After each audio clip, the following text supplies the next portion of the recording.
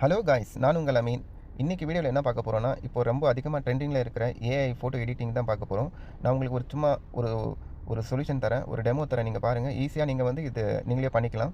அதுக்கு முதல்ல என்னுடைய சேனலை நீங்கள் சப்ஸ்கிரைப் பண்ணி வச்சுங்க. நான் போகிற வீடியோ உங்களுக்கு பிடிக்கும்னு நினைக்கிறேன். ஓகே ஃப்ரெண்ட்ஸ், ஆரம்பிக்கலாமா? முதல்ல நீங்கள் கூகுள் குரோம் ஓப்பன் பண்ணிக்கோங்க.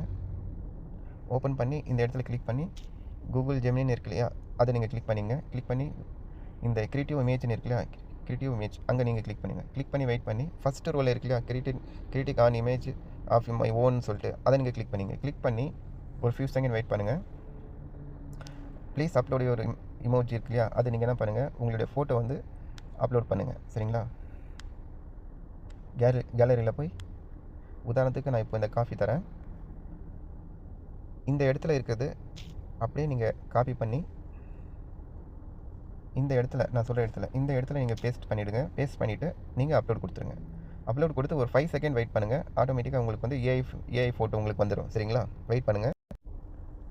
ஃப்ரெண்ட்ஸ், நான் அப்லோட் பண்ணது இந்த மாதிரி பிக்சர்ஸ். இப்போ ஏஐயில் எப்படி வந்திருக்குன்னு பாருங்கள்.